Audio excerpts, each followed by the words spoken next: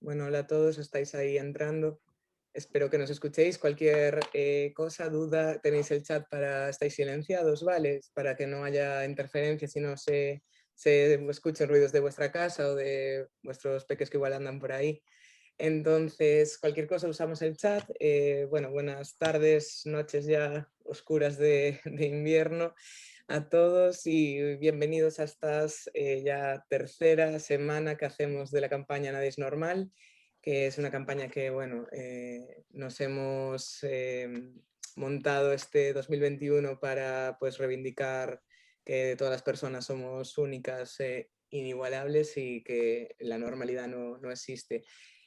Primero hemos hecho la del autismo, también hemos hecho la semana del TEL, del trastorno del lenguaje, y esta semana estamos tratando el TDAH.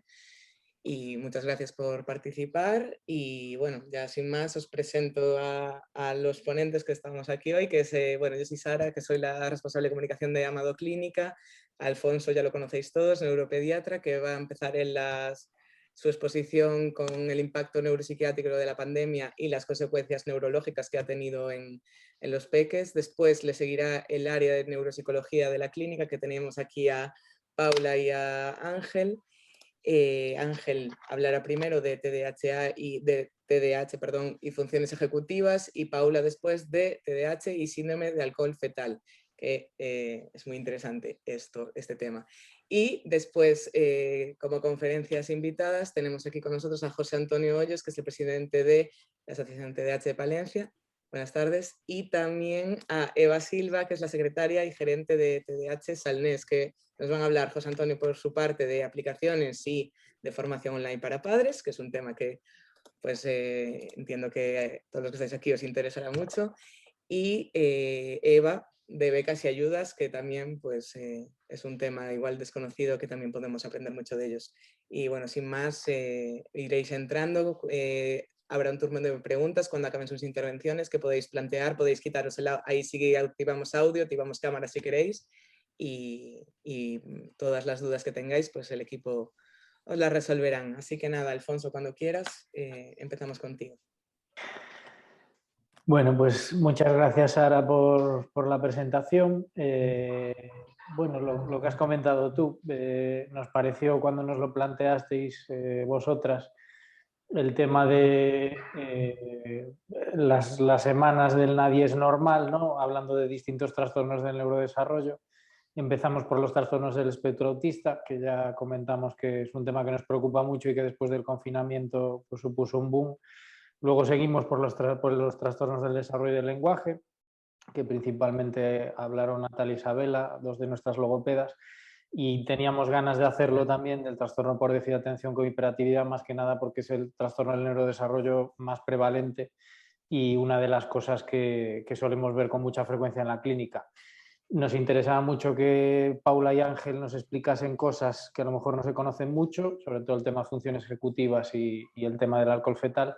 Y como novedad, pues dos asociaciones de pacientes. Nosotros siempre creemos que las asociaciones de pacientes tienen muchísimas cosas que decirnos. Así que yo simplemente voy a hablar un poco de lo que hemos visto en los últimos meses, que es el tema del impacto neuropsiquiátrico de la pandemia, ¿no? Las consecuencias que hemos tenido en los niños.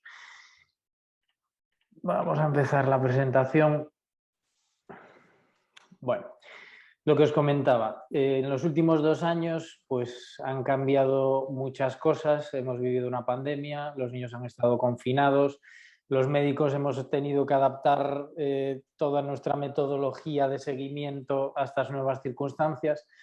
Entonces, yo voy a estructurar la charla hablando de varias cosas. Nosotros los pediatras siempre metemos cuñas de cómo afecta el coronavirus a los niños, porque creemos que es un tema interesante, que en general los padres, bien sean de niños con TDAH, niños con TEA o del tipo que sean, tienen muchas inquietudes, y vamos a ver cómo afecta el coronavirus a los niños específicamente o cómo lo hemos vivido en la clínica. Vamos a hablar específicamente de algo que no se comenta mucho, que es la afectación neurológica que produce el coronavirus. Y es un virus que nosotros llamamos que es muy neurotropo, es decir, que tiene mucha afinidad por las neuronas, y vamos a ver por qué es esto. Vamos a hablar de cómo ha afectado a los niños que hubiesen tenido que estar metidos en casa durante periodos largos de tiempo sin contacto con otros niños y sin seguir las clases, y cómo hemos hecho también nosotros, los médicos, los psicólogos y demás profesionales, para adaptar nuestros procedimientos de asistencia a las nuevas circunstancias. Les vamos a hablar rápidamente del coronavirus y los niños. En general es una enfermedad leve, pero existe una entidad, y es lo que digo, que siempre intentamos meter un poco la cuña a los pediatras, que se llama MIS-T, que es el síndrome multiinflamatorio sistémico de niños, que tiene un proceso de diagnóstico un poquito distinto, tiene unas particularidades, esto no se da en adultos, y tiene un tratamiento específico, por eso intentamos hablar siempre de él. En general, como os digo, a los niños no suele afectar el coronavirus y, de hecho, el factor de riesgo independiente para tener un problema por coronavirus es la edad. Cuanto más mayor eres, más probabilidades tienes de ingresar o de tener complicaciones. ¿Qué es eso del MIS-C, del síndrome multiinflamatorio sistémico en niños asociado al coronavirus? Pues hubo una alerta del CDC, del Centro de Control de Enfermedades de Estados Unidos, en junio del año pasado, hablando un poco de esta entidad un poco misteriosa, justo en la zona cero, ¿no?, del coronavirus en Nueva York. De repente los niños empezaron a tener este tipo de complicaciones, que afortunadamente son infrecuentes y que son un poco distintas de lo que ocurre con la infección por coronavirus que conocemos habitualmente. ¿Qué les pasa en estos niños? Pues tienen fiebre muy persistente, les baja la tensión, tienen una elevación de los marcadores inflamatorios y típicamente no tienen síntomas respiratorios, que eso es muy curioso, ¿no? Una infección que es claramente respiratoria, pues en estos niños no se producen síntomas respiratorios. Este es un tipo de enfermedad o afección que a veces surge en respuesta a la infección por coronavirus. Es decir, tú puedes tener una infección por coronavirus y una semana después, a lo mejor, desarrollar esta complicación y a lo mejor la PCR incluso ya es negativa. Generalmente suele afectar a niños de entre 5 y 14 años, más a preescolares, escolares, y típicamente suelen tener anticuerpos positivos porque a veces es 1 o 2 semanas después y luego una elevación de reactantes en fase aguda. En esto, yo aquí meto un poco la cuña de que nosotros los pediatras que trabajamos en la clínica somos muy pesados con medir las cosas en pediatría y tenemos un analizador de proteína C reactiva y procalcitonina que lo utilizamos en niños febriles. Bueno, pues se ha demostrado que la proteína C reactiva y la procalcitonina se elevan mucho en este síndrome multiinflamatorio sistémico. Entonces, bueno, es una herramienta con la que contamos nosotros. Típicamente pueden tener afectación cardíaca, que lo típico es el derrame pericárdico, que es muy fácil de identificar en una ecografía, y tiene tratamiento. Eso es lo más importante, ¿no? Estamos hablando de que el coronavirus es un rollo, ¿no? Porque no tenemos un tratamiento etiológico y confiamos en la vacunación y medidas de distanciamiento y mascarillas, pero justo esto sí tiene un tratamiento que mejora la sintomatología, que generalmente suelen ser inmunomoduladores, que es lo que quiere decir que son fármacos que modulan la respuesta inflamatoria de nuestro organismo al coronavirus.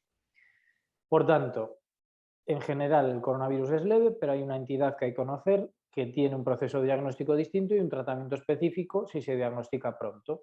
¿Cómo se diagnostica? Pues una combinación de marcadores inflamatorios y ecografía, ecocardiografía en este caso en particular. Vamos a hablar ahora de la afectación neurológica del coronavirus, que a veces no se comenta mucho esto.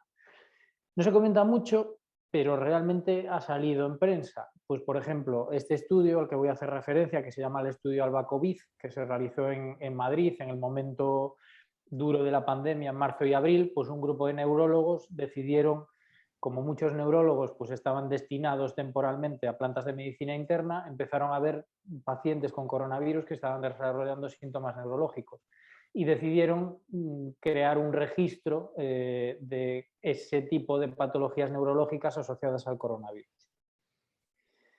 ¿Por qué ocurre esto? ¿Por qué el coronavirus es neurotropo? ¿Por qué tiene afinidad sobre el sistema nervioso central?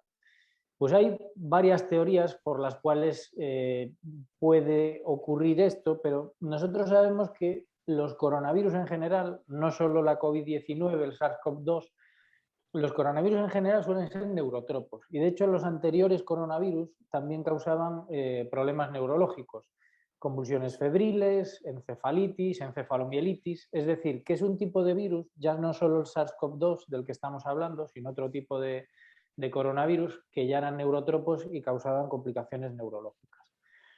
Clasifican en distintas publicaciones, también en esta de Inglaterra, a la que hago referencia, lo clasifican en 5 categorías: encefalopatías, patología neuropsiquiátrica sin alteraciones en la resonancia ni en el líquido cefalorraquídeo, síndromes inflamatorios del sistema nervioso central, accidentes cerebrovasculares tipo ictus, alteraciones del sistema nervioso periférico y una miscelánea. Y eso, hay varios posibles mecanismos subyacentes a este tipo de afectación neurológica. Por tanto, el SARS-CoV-2 tiene un amplio espectro de síndromes neurológicos, afecta al sistema nervioso central y el sistema nervioso periférico, incluyendo la vasculatura cerebral, responde a la inmunoterapia, como hemos visto también en el MIS-C, y tiene una elevada incidencia, pues por ejemplo, esas siglas son encefalomielitis aguda diseminada, que es un tipo de patología neurológica que se suele ver en el coronavirus. Y típicamente, igual que decíamos que en el MIS-C no había afectación respiratoria, estas complicaciones neurológicas no están relacionadas con la severidad de la enfermedad respiratoria por coronavirus. ¿Cómo llega el coronavirus al cerebro? Pues puede llegar por varias vías. Yo tengo una infección por coronavirus, pues ese coronavirus penetra en la sangre y llega al cerebro por lo que se llama vía hematógena, es decir, a través de la sangre llega al cerebro. Pero hay otro tipo de vía de transmisión que tiene una explicación bastante lógica a otros síntomas que vemos con el coronavirus, que es lo que se llama la transmisión a través del sistema nervioso. En este caso, seguro que muchos habéis oído hablar de que los pacientes con coronavirus pierden el olfato y el gusto. Bueno, pues esto es porque probablemente el coronavirus penetra a través del epitelio respiratorio en el bulbo olfatorio, ¿vale? Que eso tiene unas terminaciones nerviosas, daña ese bulbo olfatorio y llega al cerebro. Y eso es la razón por la cual mucha gente pierde el gusto y el olfato en la afectación por coronavirus, en la infección por coronavirus. Se produce, como decimos, una respuesta inmunitaria y lo que os comentaba, pues un grupo de neurólogos a nivel estatal decidieron recoger todas las características de los pacientes con coronavirus que estaban ingresando en Madrid. El volumen era brutal, yo creo que eran más de 1.600 ingresos por coronavirus en 50 días y más de la mitad desarrollaron síntomas neurológicos, entre ellos patología cerebrovascular, entre otras muchas cosas.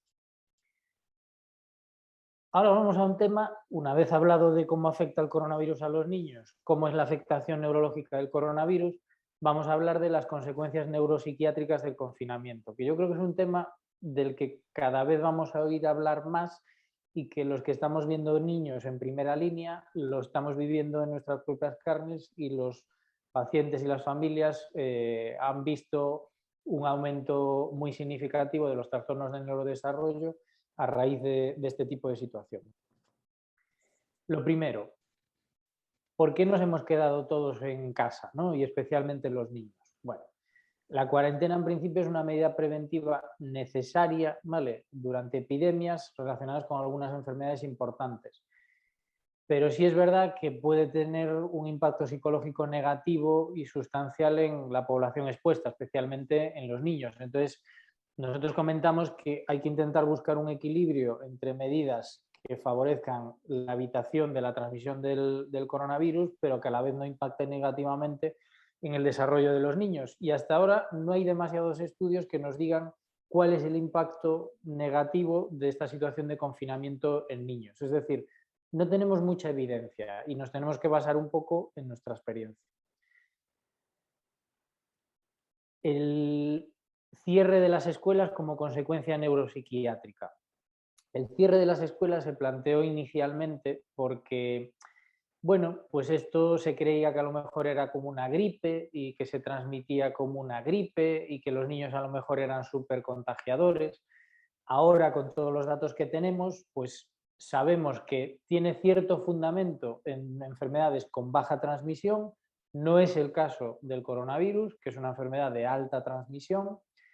Segundo, tiene sentido si la mayor tasa de ataque es en niños, no es el caso del coronavirus, que no ataca en niños, y tenía cierta trascendencia si nos basamos en los datos de la gripe, que es en lo que nos basamos inicialmente, pero ya sabemos que el SARS-CoV-2 no es una gripe, con lo cual esos fundamentos no tienen demasiada sustancia para recomendar un confinamiento en niños. De hecho, se ha visto poca utilidad en el SARS, es decir, en el anterior coronavirus. En China han visto que no vale para mucha cosa y ya empezamos a tener revisiones sistemáticas que no apoyan el confinamiento en niños. ¿Cómo hemos hecho nosotros el seguimiento de pacientes con patología neurológica en el contexto de una pandemia? Bueno, pues lo primero, adaptando nuestras formas de trabajar. Lo primero, documentando todo lo que íbamos a hacer para que todo el mundo desde casa pudiese saber lo que íbamos a hacer, pues una especie de manual de procesos y sistemas de cómo íbamos a hacer la asistencia presencial y la asistencia a distancia. Cosas importantes, pues tenemos que tener un sistema de triaje telefónico, que lo implantamos, cada uno trabajando desde su casa, incluido el personal de administración. Ya teníamos implantado un sistema de historias clínicas en la nube, luego un protocolo de asistencia presencial con equipos de protección individual y un protocolo de asistencia a distancia con un sistema de videoconsulta que ya teníamos implantado también, envío de informes y recetas oficiales que también lo teníamos disponible y luego sistemas de contacto informales ajustados siempre a la Ley Orgánica de Protección de Datos que también teníamos ya implantados y algunas valoraciones que teníamos ya realizadas, valoraciones neuropsicológicas que podíamos realizar a distancia, que también lo teníamos más o menos implantado, pero que simplemente le dimos un empujoncito. Entonces, bueno, en nuestro caso en particular, esto fue cuestión de un fin de semana o de una semana. Simplemente ya teníamos un protocolo de asistencia a pacientes que venían de fuera implantado y lo que hicimos es generalizarlo para el resto de los pacientes. Antes os comentaba que decía en la diapositiva anterior que llamadas telefónicas no. ¿Por qué las llamadas telefónicas no? Pues porque a nosotros nos interesa mucho, cuando estamos valorando familias o pacientes, ver un poco el lenguaje no verbal. Y de hecho nos interesaba ver si las familias comprendían nuestras instrucciones, echarle un ojo a los niños, verles la cara. Entonces, nosotros creemos que el seguimiento de pacientes con patología neurológica debe hacerse por lo menos a través de sistemas de videoconsulta. Sí que el tema del WhatsApp o el seguimiento a través de métodos de comunicación asíncrona o sistemas de mensajería nos inquietaba un poquito por saber si las familias a lo mejor lo veían como un método un poco impersonal o que a lo mejor no añadía demasiada calidad a la asistencia o al seguimiento. Y lo que hicimos es enviarles una encuesta, un formulario, simplemente para ver si les parecía que suponía un valor añadido o no suponía ningún valor añadido. Y la respuesta fue abrumadoramente positiva a favor de utilizar métodos de comunicación asíncronos, métodos de mensajería instantánea para comunicarnos con las familias y eso fue motivo de una publicación el año pasado en Análisis de Pediatría. Y evitó desplazamientos y se realizaron labores administrativas y actos médicos desde casa gracias a la adaptación de todos los procesos clínicos. Simplemente por daros algunos datos, nosotros desde el 15 de enero de 2020 hasta el 15 de marzo de 2020, es decir, justo hasta llegar al estado de alarma, hicimos 62 videoconsultas, 62 consultas a distancia, que no está mal, es una videoconsulta al día. Pero es que en los 2 meses siguientes, entre el 15 de marzo de 2020, estado de alarma, confinamiento, hasta el 15 de mayo de 2020, hicimos más de 1000 consultas a distancia. Con lo cual el aumento fue exponencial y el cambio lo hicimos en poco tiempo. Por tanto, nosotros creemos que en general todo este tipo de procesos de videoconsulta, mensajería instantánea añade calidad y ahora que no sabemos muy bien a qué tenernos este invierno con la probable coexistencia del virus de la gripe, el coronavirus y el virus respiratorio sincitial, desde luego tenemos que estar preparados para todo lo que pueda pasar. Esta frase la pongo un poco siempre que hablo del coronavirus. Esta es una publicación de 2018, es decir, prepandemia, de la Organización Mundial de la Salud, un poco conmemorando los 100 años de la gripe española, la última gran pandemia que tuvimos en 1918, previo al coronavirus, y ellos, la Organización Mundial de la Salud, hablaba de que no debíamos olvidarnos de lo que había pasado en 1918 y debíamos prepararnos a lo que podía pasar. y fueron unas palabras premonitorias porque en 2020 efectivamente nos habíamos olvidado y además no estábamos preparados. Con lo cual, esto tiene que ser un aprendizaje para el futuro. Voy a hablar un poco de algunas condiciones neurológicas en particular para acabar, sobre todo en pacientes epilépticos, que a veces eso está relacionado con el seguimiento también de niños con TDAH, porque sabéis que coexisten esas dos cosas con mucha frecuencia, epilepsia y trastorno por déficit de atención con hiperactividad, bien por la propia epilepsia o bien por fármacos que se pueden utilizar en la epilepsia. Y sí que en estos niños no se vio que tuviesen más complicaciones o que se descompensasen en la pandemia, pero sí que comentaban dificultades los cuidadores en el seguimiento médico y sobre todo patologías muy internalizantes y a veces externalizantes, pues ansiedad, depresión, dificultades para comunicarse con el neurólogo, problemas económicos. Esto es pues, un artículo que publicó un compañero nuestro neuropediatra que bueno, hizo una encuesta un poco a sus familias para ver qué problemas se habían encontrado durante la pandemia. Por tanto, sabemos que el coronavirus tiene unas características diferenciales en pediatría, especialmente en el contexto de fenómenos que llamamos parainfecciosos, ¿no? Hablamos del MIS-C y de la afectación neurológica en pacientes con coronavirus, que es independiente de la afectación respiratoria. Es importante detectar estos fenómenos de manera precoz para establecer un adecuado tratamiento.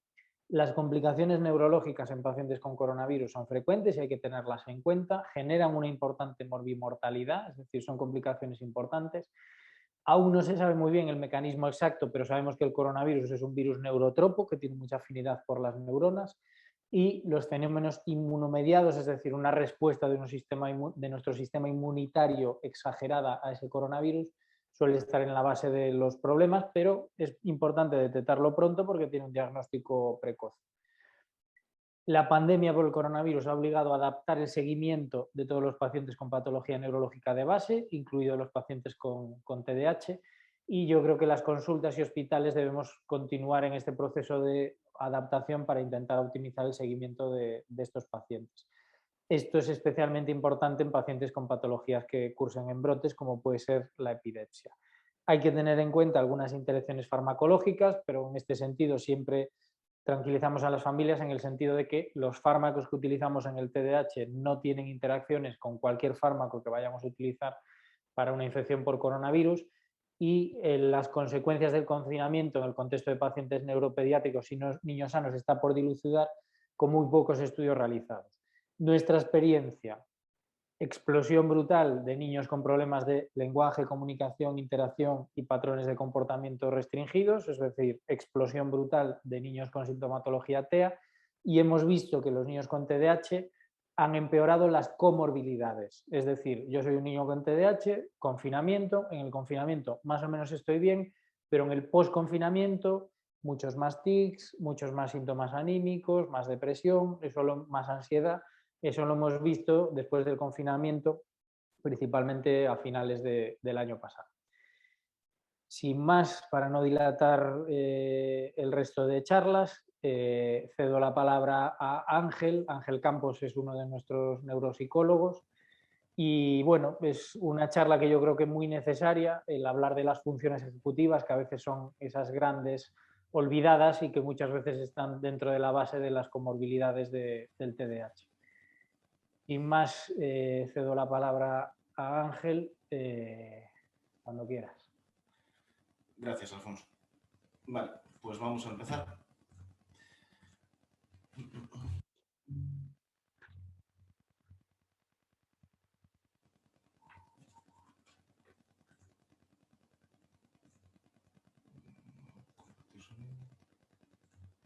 Está ya, ¿no? Creo que sí. Sí, ¿no?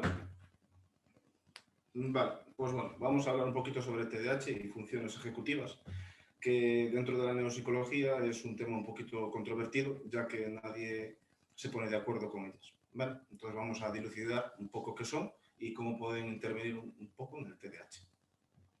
Para eso hay que empezar por qué es el TDAH o qué entendemos a día de hoy.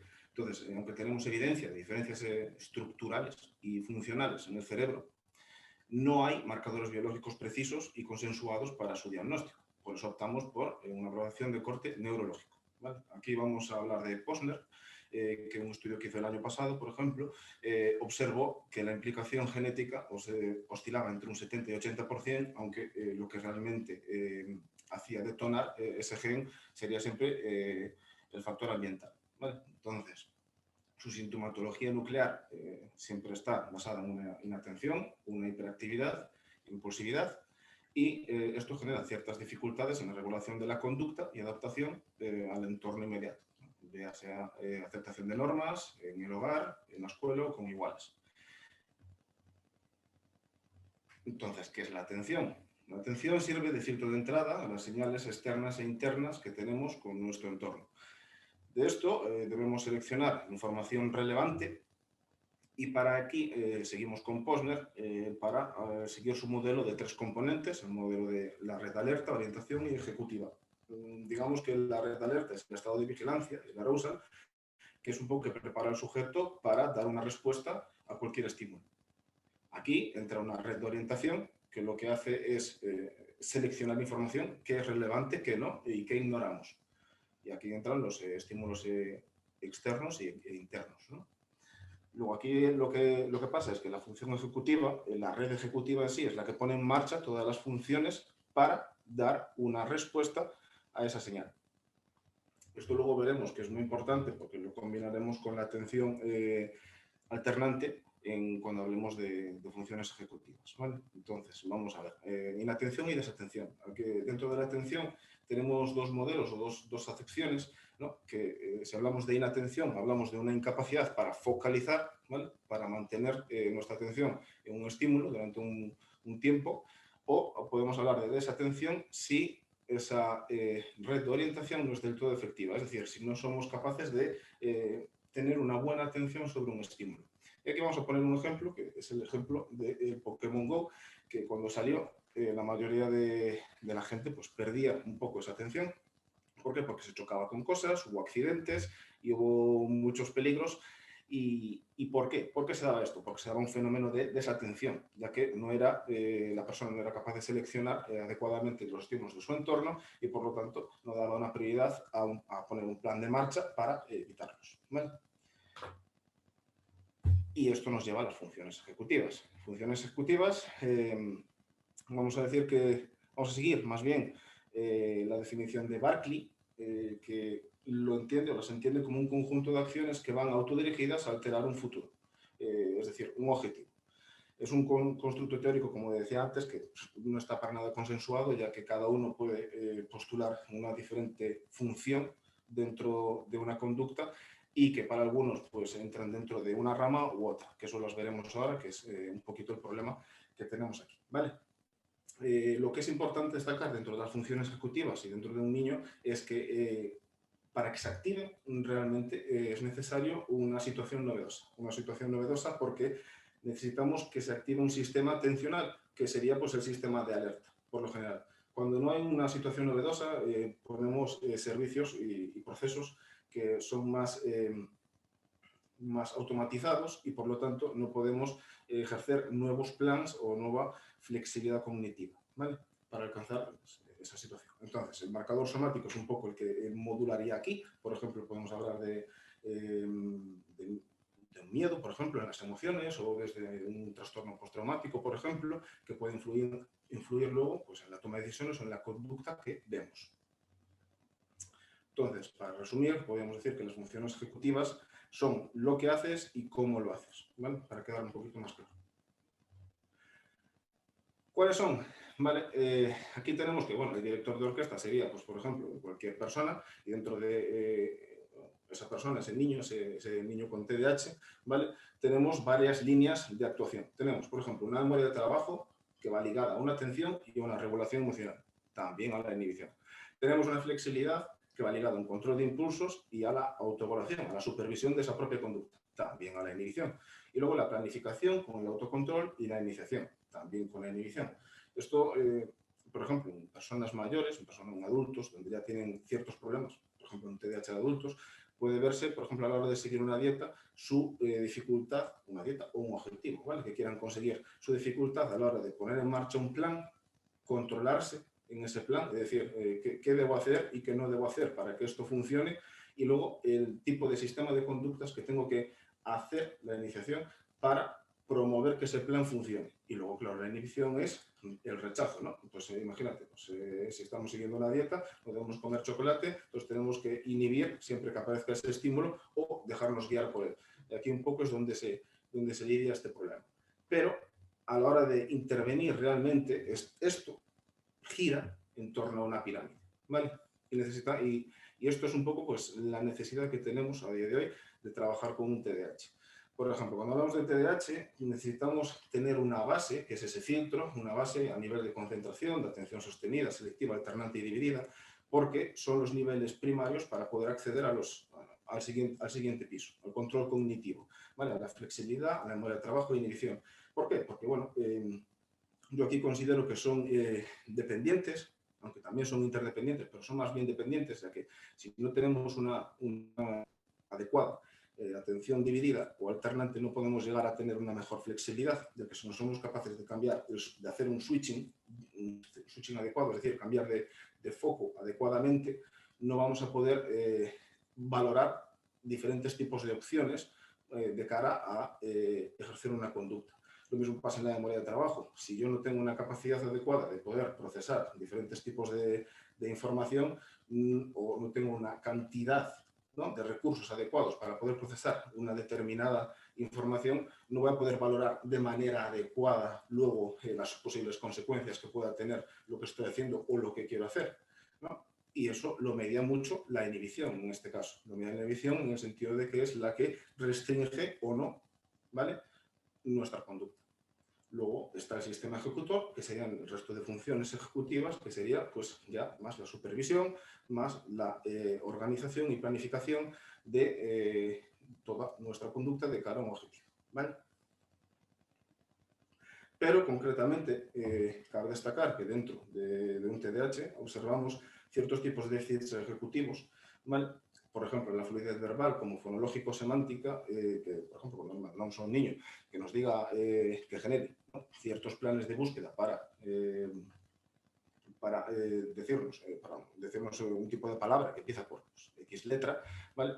Necesitamos ver qué tipo de estrategia usa. Pues vemos que algunos niños pues, simplemente se quedan enganchados en la P y empiezan y empiezan a sacar algo, y otros pues empiezan a buscar por la clínica, ¿no?, por la consulta, a ver si hay algún tipo de estrategia, algún tipo de libro o algo que pueda decirnos una palabra, y ese ya veríamos un poquito ahí el tipo de función que el niño está sacando de cara a su fluidez. Pero por lo general,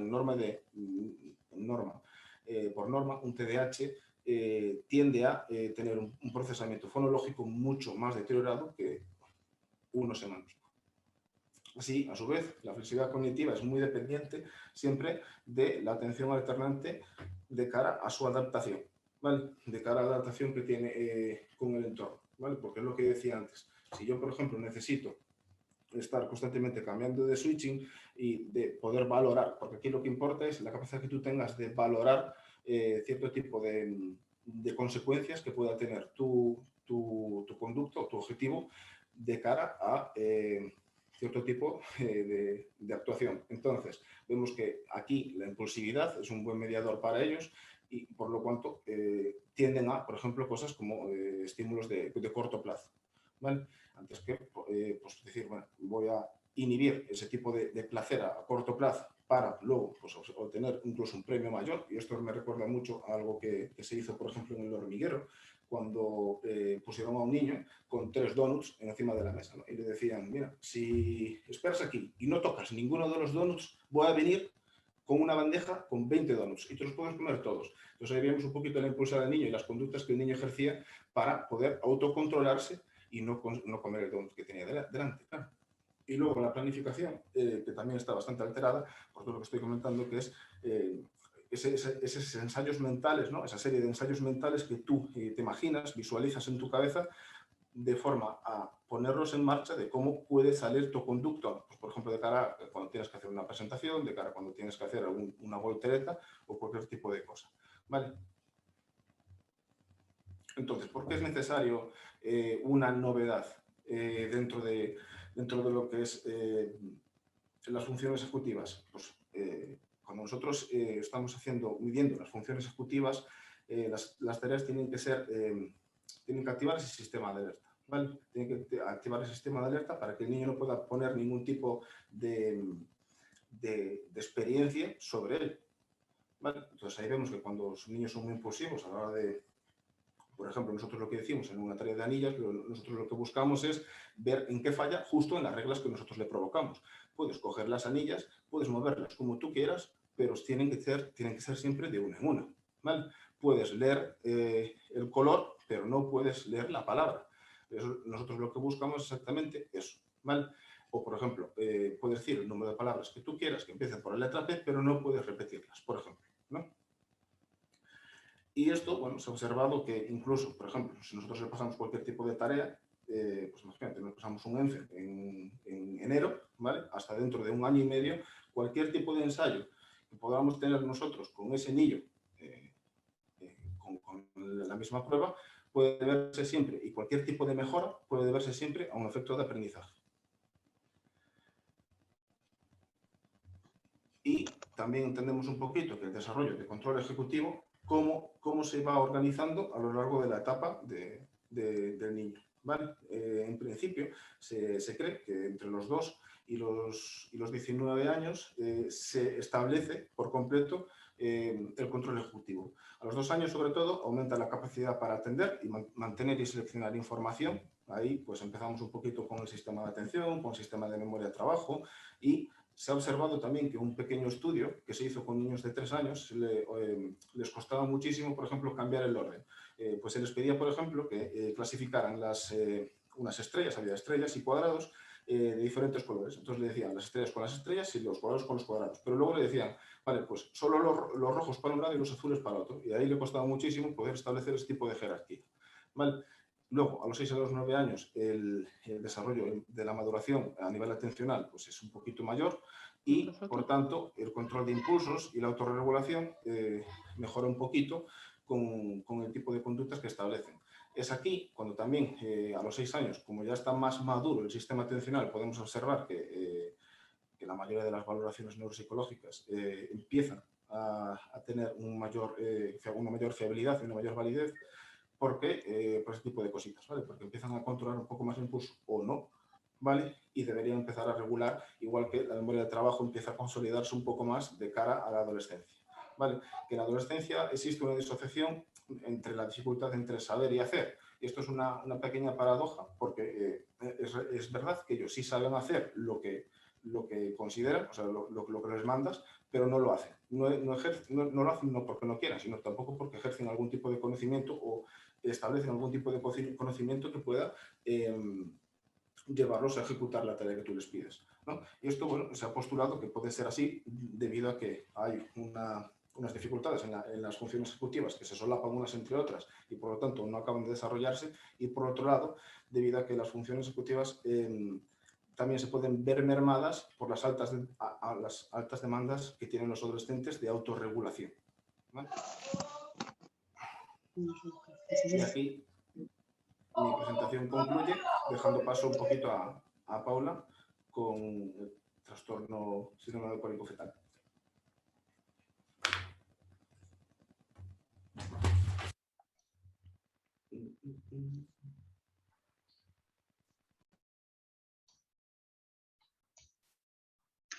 Hola, ¿qué tal? ¿Se me oye bien?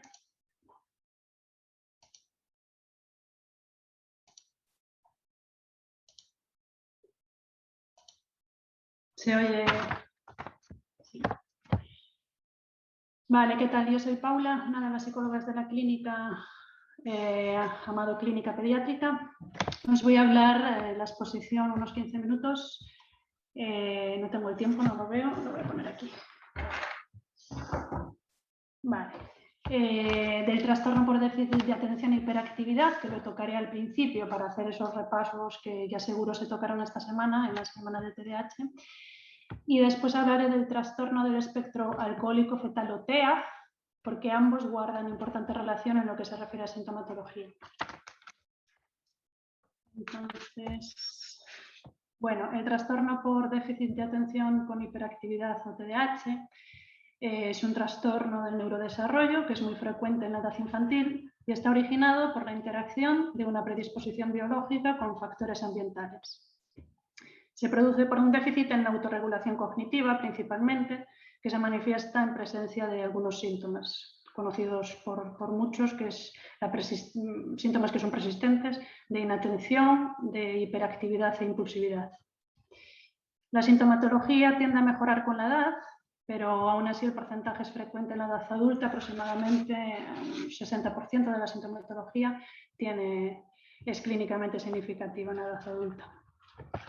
Bueno, existen para su clasificación a nivel internacional 2 guías que son muy conocidas, que son el DSM o Manual Diagnóstico Estadístico de los Trastornos Mentales del 2013 y que es la que hace la etiqueta más conocida, que es el trastorno por déficit de atención con hiperactividad o TDAH, y que puede aparecer combinada o con déficit de atención e hiperactividad, o bien puede ser predominante ser inatento o ser hiperactivo.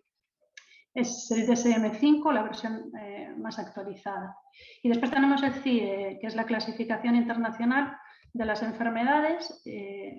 Es el CIE 10 el que se utiliza actualmente, pero se está preparando ya el CIE 11 y es desde 1992 por la Organización Mundial de la Salud.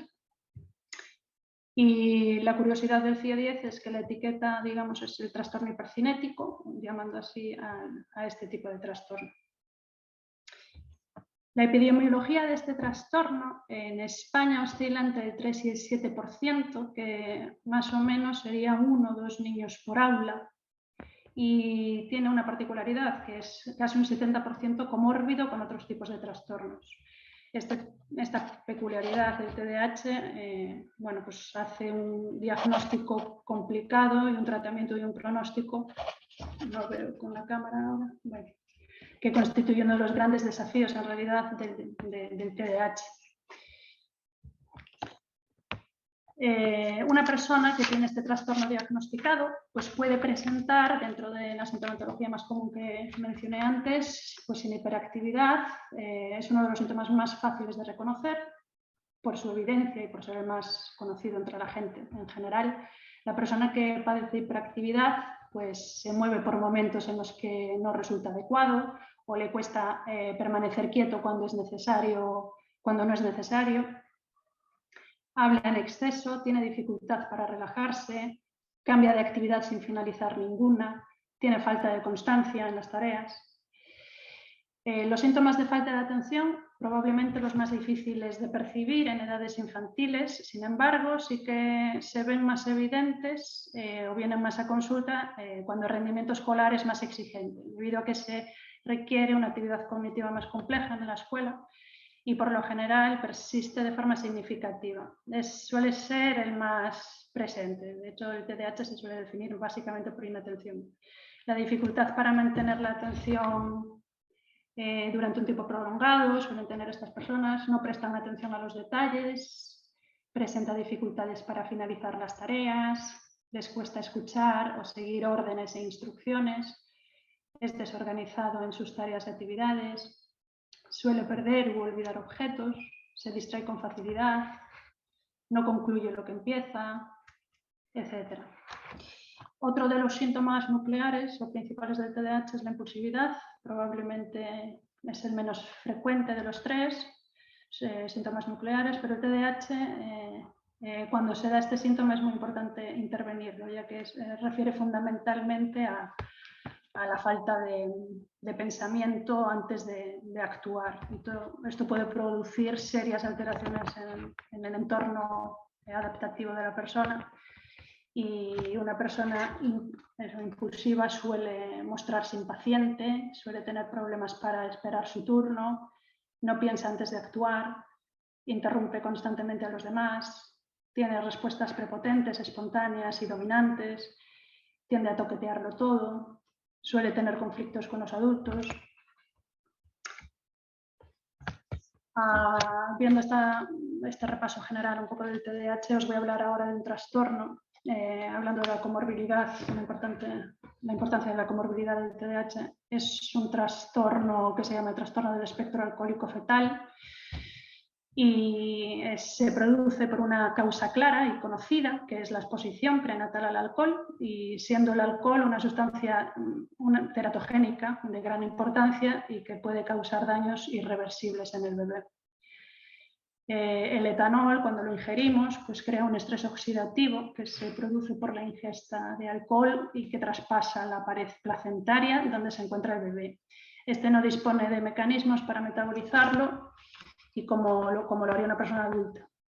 Así que los efectos en el desarrollo del sistema nervioso central, los que aparecen aquí a la izquierda, pues en el feto suelen provocar un déficit de energía y de oxígeno, lo que produce una alteración en la transmisión de las señales sinápticas del cerebro y que en consecuencia se produce una reducción de la comunicación entre las diferentes regiones del cerebro.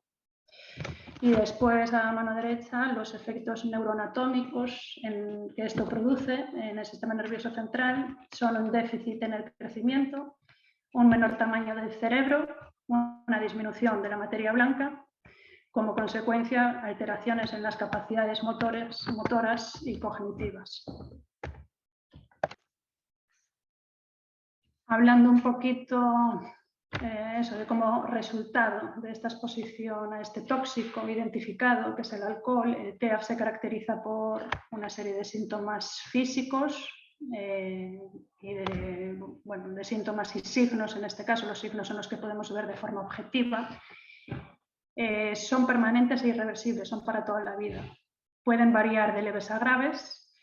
Y los físicos serían, por ejemplo, alteraciones craneofaciales, con unos rasgos particulares, retraso del crecimiento, tanto a nivel de talla como de perímetro craneal, orgánicos que están relacionados con el alcohol, como pueden ser dificultades o problemas en el corazón, en el riñón, en la visión, a nivel estructural de los huesos, en la audición, etc.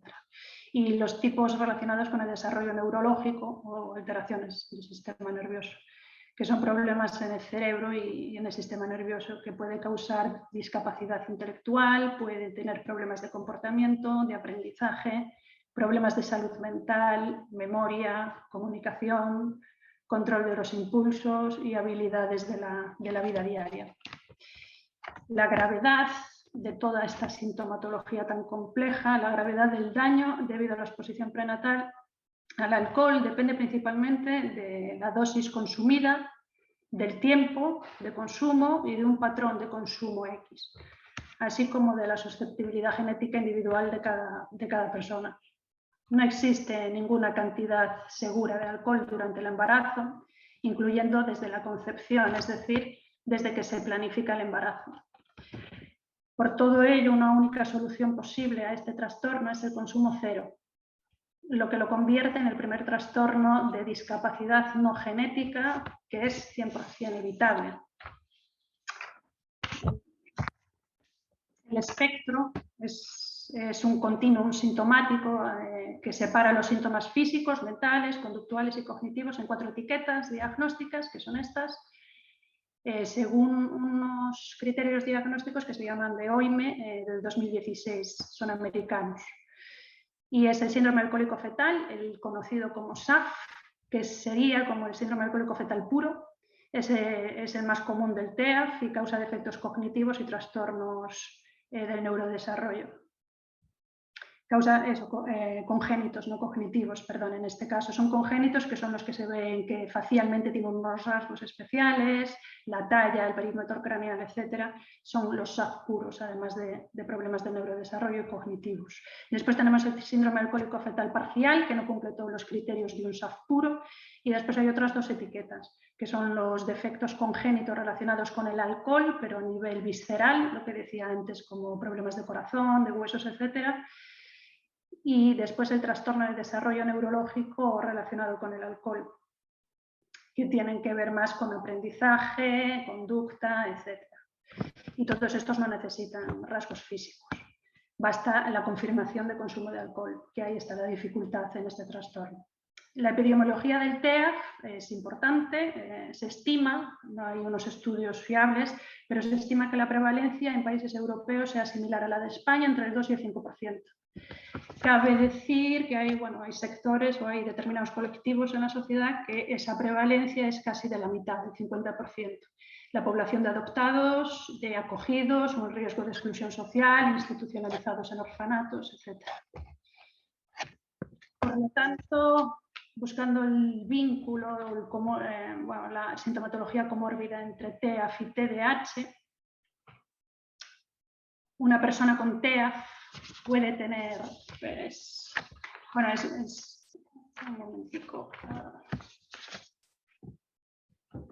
Nos encontramos ante síntomas que se solapan unos a otros y que hace que muchas veces, en el caso de unos padres que tengan un hijo TEAF, aparezca antes el diagnóstico de un TDAH y después, cuando en la persona se van asentando las problemáticas que comprometen bastante su adaptabilidad, suelen ser más conductuales, etcétera, ya lo hablamos en las próximas diapos, pues debido a una intervención no del todo adecuada y por lo general el añadido de una falta de eficacia de los fármacos, aparece el TEAF. Es importante hacer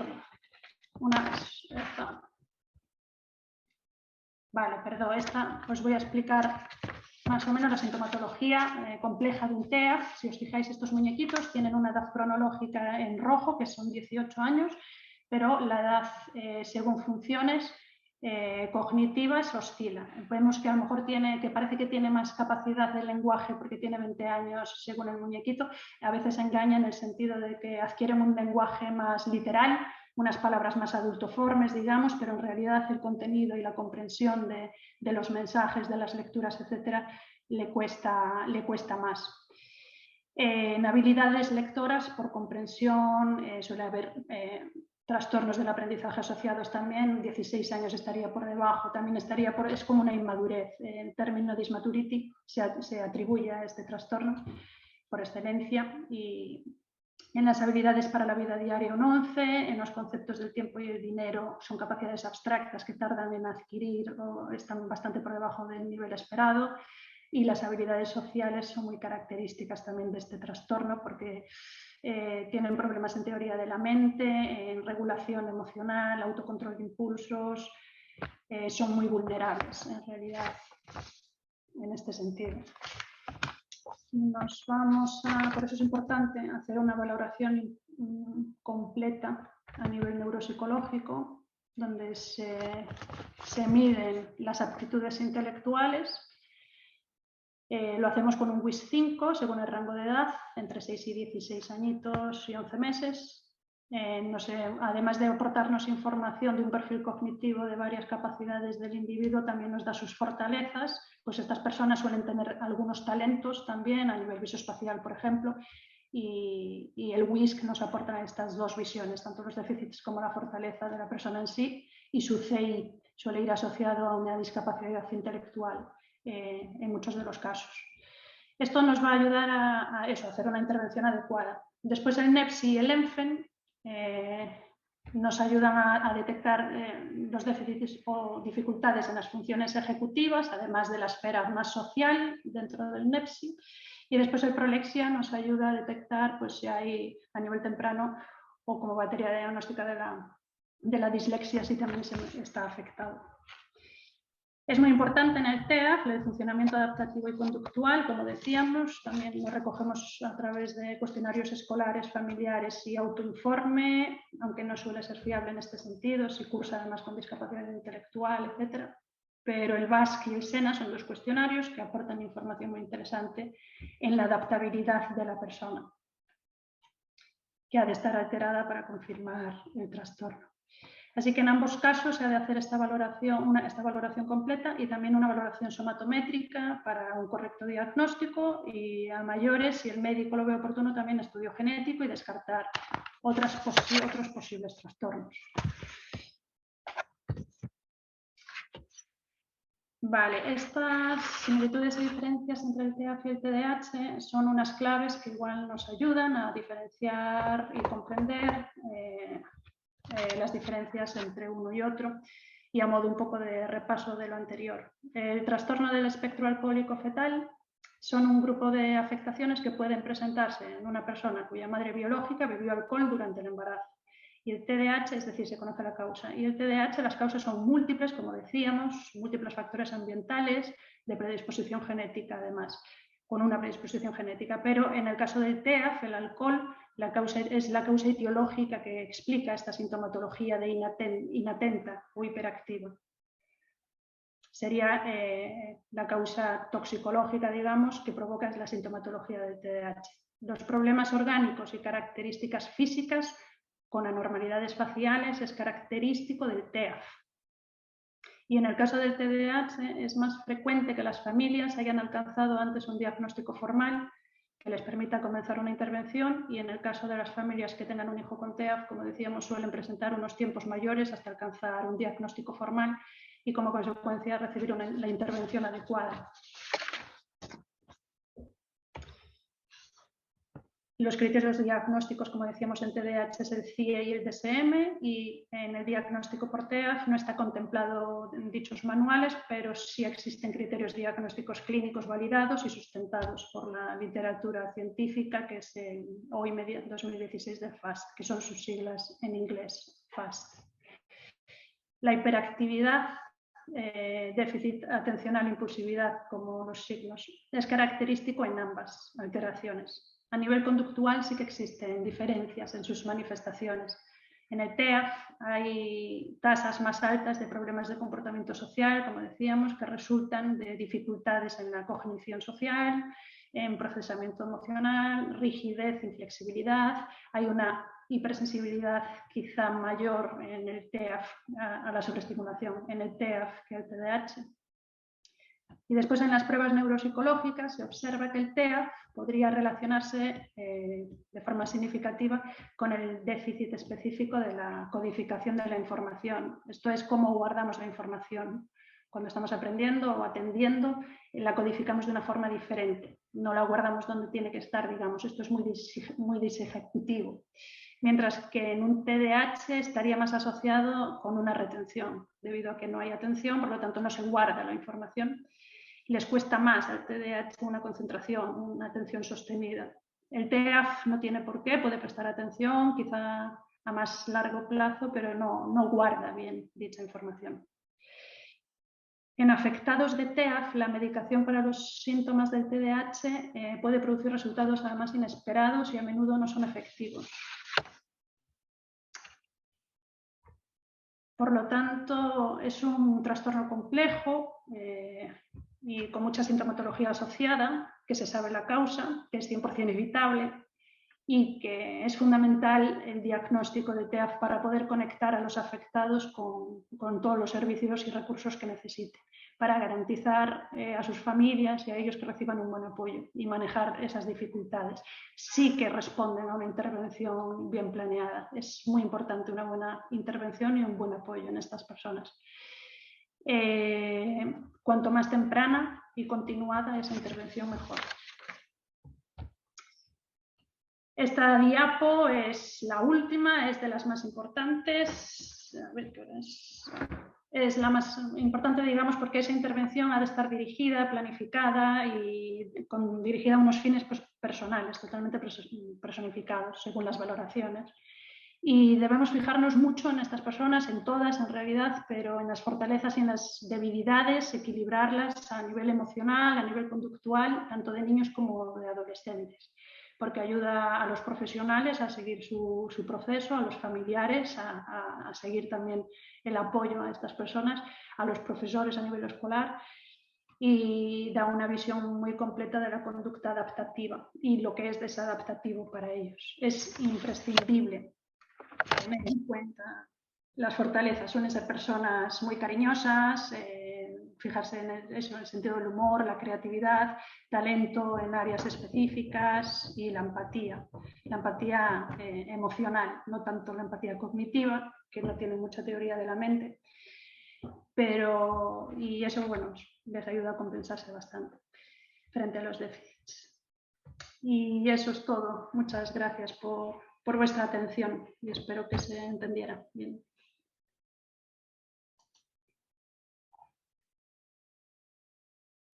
Ahora creo que, no sé si la siguiente exposición es Leticia o... Nada, muchas gracias, Paula. Nada, vamos a darle paso entonces a José Antonio Hoyos, que es el presidente de la Asociación TDAH Palencia. Para aquellos que os acabáis de incorporar, pues tenemos dos conferencias invitadas, que una es José Antonio, que va a intervenir ahora hablándonos sobre aplicaciones de formación online para vosotros, para papás y mamás, y después le daremos paso a Eva Silva, que es la secretaria de TDAH de Salnés, y nos hablará de becas y ayudas disponibles para las familias. Así que, José Antonio, cuando quieras, te damos paso. Vale, gracias. Espero que se me escuche bien. Perdón, Paula, ¿puedes dejar de compartir pantalla, porfa, que la tienes ahí? Ahora. Perfecto. José Antonio, gracias. Quería intentar compartir pantalla, a ver si es posible.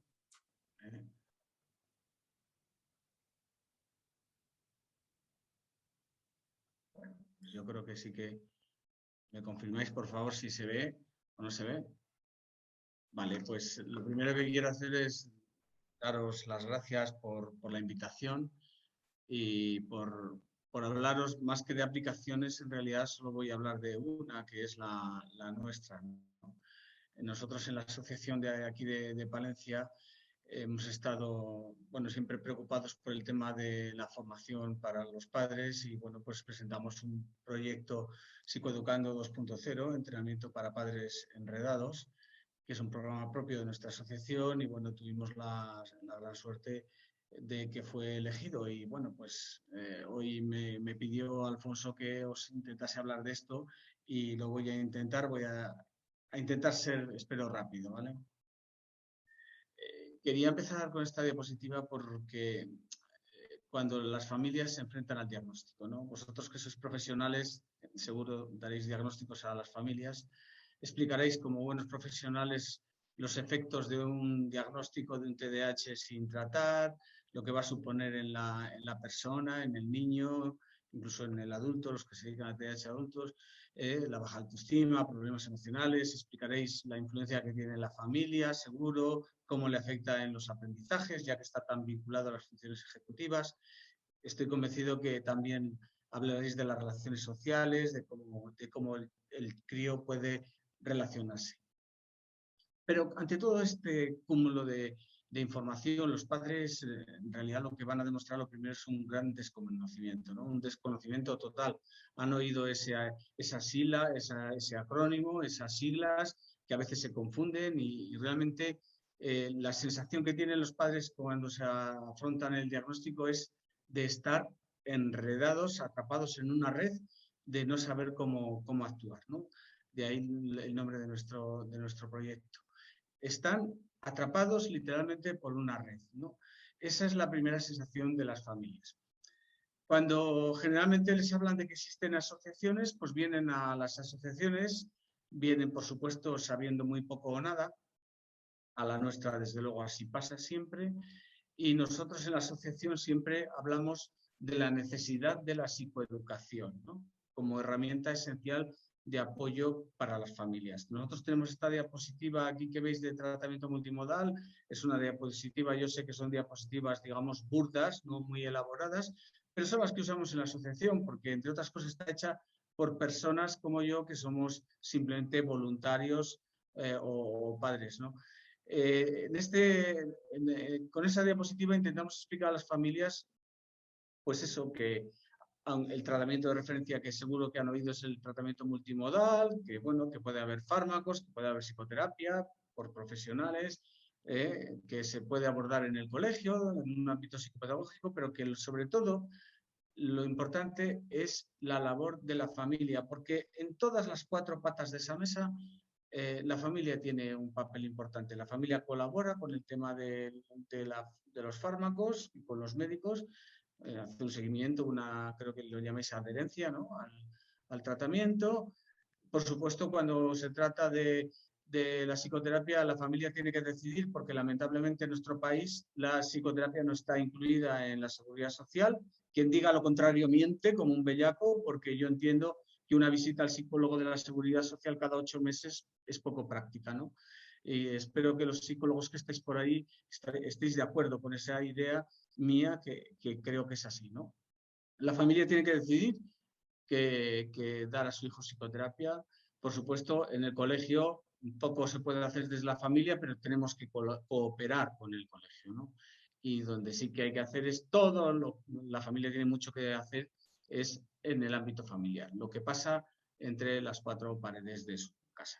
Por tanto, el papel de la familia consideramos que es fundamental, la psicoeducación familiar esencial, y por eso nosotros en las asociaciones hacemos mucha psicoeducación a través de charlas, escuelas de familias, etcétera. Y consideramos además, y es el lema y sobre todo lo que transmitimos a las familias, es que debe existir una atención y coordinación entre todos los profesionales y entre la familia para el mejor pronóstico de la evolución de su hijo, ¿no? Por tanto, las asociaciones somos, permitidme la expresión, un poquito expertos en hacer programas de entrenamiento para padres, está en nuestro ADN, organizamos continuamente charlas formativas, escuelas de familias, jornadas, monográficos. Aquí, a mi derecha, en la diapositiva, aparece la última convocatoria que hemos hecho nosotros de la última escuela de familias. Es la última, pero es la primera después del confinamiento y después de la COVID, porque con la COVID todo se fue al garete, todo lo que se hacía a nivel grupal, y en la asociación lo que hemos hecho sobre todo ha sido intervenciones individuales. Esta escuela de familias, este programa básico de conocimiento y manejo del TDAH ha sido la primera escuela que hemos hecho en la asociación. Este fin de semana pasado terminó. Y bueno, estamos orgullosos porque han venido 10 personas, 10 familias a esta actividad que siempre son grupal, y habitualmente teníamos 15, 20, pero bueno, ha sido 10. Esto es lo que nosotros en la asociación llamábamos psicoeducación 1.0, la psicoeducación de toda la vida, ¿no? Pero claro, esta psicoeducación tiene un alcance que es limitado, estas actividades. ¿Por qué? Porque tiene, como digo, limitaciones. La primera es que a veces los padres trabajan, que tienen horarios, que a veces viven lejos de la sede de la asociación, les cuesta llegar hasta la asociación, en ocasiones tienen miedo a participar en programas grupales, y también les cuesta afrontar los programas individuales que siempre conllevan un gasto, porque nosotros las escuelas de familias grupales las hacemos siempre gratuitas, pero los programas de intervención individualizado, que incluyen también programas de psicoeducación individual, pues esos son con un coste para las familias. Intentamos que sea un coste razonable, pero tienen coste, ¿no? Y también hay otro tema, y es que las sedes están en las ciudades importantes o en las capitales de provincia. Os he puesto la imagen de nuestra pequeña provincia, pequeña y humilde provincia de Palencia, tan desconocida. Os animo a los que seáis de fuera a que nos visitéis. Nosotros, si os fijáis, la ciudad de Palencia está situada en el sur de la provincia. Todo el norte de la provincia, que es una comarca maravillosa, que es la montaña de Palencia, está a 100 kilómetros de la ciudad. También las zonas de cultivos de la gran llanura terracampina de Tierra de Campos, bueno, pues está más cerca, pero a las familias del ámbito rural les cuesta llegar a la sede. Y por tanto hay un conjunto de limitaciones que hacen que estos programas de psicoeducación pues no lleguen a todas las familias, ¿no? De ahí que en la asociación intentamos integrar, agrupar y a ver cómo podíamos unir los 4 ejes, ¿no?, de las familias, los programas de psicoeducación, la utilización de las redes sociales, la distancia en definitiva, y también el papel de la asociación. El objetivo nuestro, pues proveer un servicio que es esencial para las familias, sobre todo para las que tienen pocos recursos, para las que habitan en las zonas rurales, lejos de la ciudad, y utilizando pues las nuevas tecnologías. La idea esencial, llevar la sede de la asociación al salón de estar de cada familia. Y con estas premisas, pues articulamos nuestro proyecto que llamamos Psicoeducando 2.0 Entrenamiento para Padres Enredados. Esa es la imagen que va a tener el programa.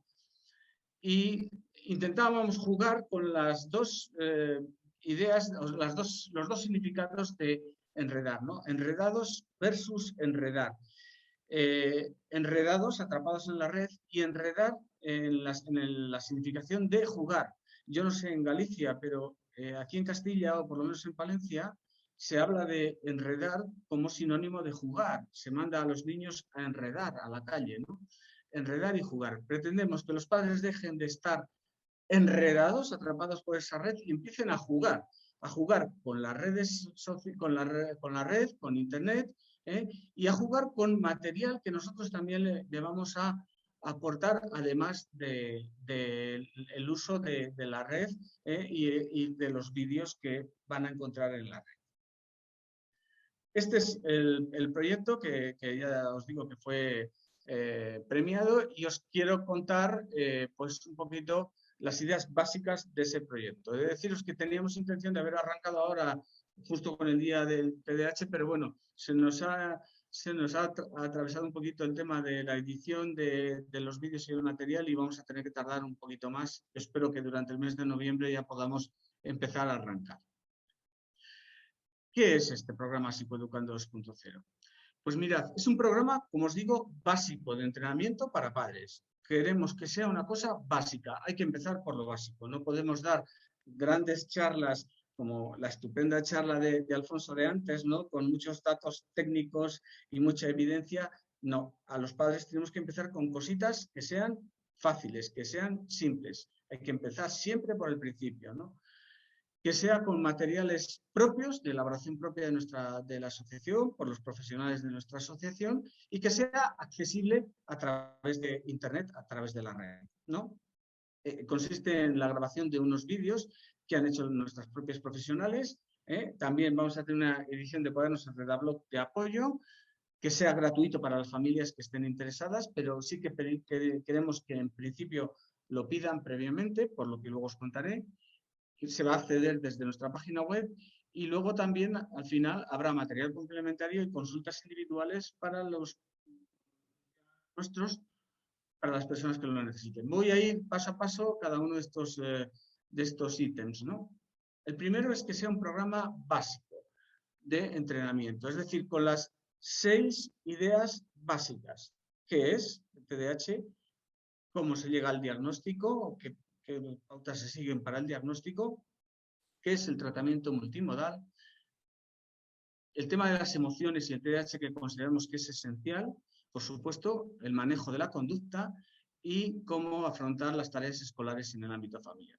Son 6 aspectos que son, como os digo, nosotros consideramos básicos, y con la idea que trabajamos siempre aquí en nuestra asociación, y es en esa diapositiva, que es una de las diapositivas del material que estamos elaborando, es decir a las familias que queremos que se conviertan en unos auténticos profesionales y sabios del TDAH, ¿no? Queremos que sepan lo máximo posible del TDAH para poder ayudar a sus hijos mejor. Pero claro, para saber, primero hay que partir de lo básico, de lo esencial. Se han hecho ya las grabaciones de los vídeos de las 3 profesionales que colaboran con la asociación. Actualmente solo son 2, porque Patricia es psicóloga clínica y nos lo ha robado el sistema público, el SACIL, que se llama aquí en Castilla y León, la Seguridad Social, para entendernos, y ahora está trabajando en la Seguridad Social, pero sigue colaborando a ratos cuando puede con nosotros. Está también María y Bárbara. Nuestras psicólogas han grabado los vídeos, esa colección de vídeos, se han repartido el trabajo y también han elaborado el cuaderno de actividades en Redablog. Para nosotros esto es esencial, porque yo creo que es lo que también, digamos, caracteriza nuestro programa. Hay muchos vídeos en la red que las familias pueden llegar a ellos. O sea, pero no queremos que la familia ponga un vídeo de TDAH como que está poniendo un partido de fútbol o una serie de Netflix. Queremos que cuando se sienten en el salón de su casa, en el sofá, a ser posible los que convivan en el ámbito familiar, tengan, además de los vídeos que van a conseguir entrar a través de Internet, tengan un material que puedan tocar. Un cuaderno que nosotros hemos llamado Enredablog, cuaderno de actividades. Enredablog, en honor a yo, que soy ya un poquito mayor, en mi época de estudiantes los cuadernos se llamaban blog, y hemos querido hacer esa idea de Enredablog, ¿no? Un cuadernito de actividades que queremos enviar a todas las familias que nos soliciten hacer este programa de psicoeducación, donde van a seguir, el cuaderno está diseñado igual que los vídeos, donde van a seguir y les vamos a poner tareas para que puedan ir haciendo mientras se va viendo el vídeo. La ventaja de los vídeos es que se puede parar, reiniciar continuar y queremos que las familias vayan haciendo el cuadernillo, porque así les va a servir de un poco de reflexión y de caer en la cuenta de muchas cosas. Os he puesto pues estas 2 diapositivas como ejemplo, ¿no? Bueno, pues cuando se esté hablando del tratamiento, ¿no? Escribir dificultades de cada área de repercusión en la vida de un niño, o por ejemplo, pues ¿qué crees tú como padre que necesita tu hijo para el tema de la regulación? Y también, además del cuaderno de actividades, vamos a tener también un cuadernito de apuntes. Los vídeos van a ir con las diapositivas cuando la profesional habla, por ejemplo, de qué es el TDAH, irán apareciendo las diapositivas que ellas mismas han elaborado, y ese conjunto de diapositivas van a estar en un enredabloc apuntes, en un cuaderno de apuntes, para que lo tengan las familias y también puedan consultarlo a la par que están viendo los vídeos. Queremos que sea un visionado proactivo, un visionado activo, que no sea, como os digo, como que la familia ve una película de Netflix, ¿no? Sino que cuando se sienten delante de la televisión o del ordenador o la herramienta que utilicen, pues puedan tener estas herramientas físicamente en papel que se pueda tocar, y que puedan consultar y que puedan ver y que puedan escribir y que puedan anotar dudas, porque creemos que de esa manera las clases del vídeo, las sesiones de vídeo serán más efectivas. No sé si me he explicado bien y no sé cómo voy de tiempo, pero bueno, voy a intentar ir terminando.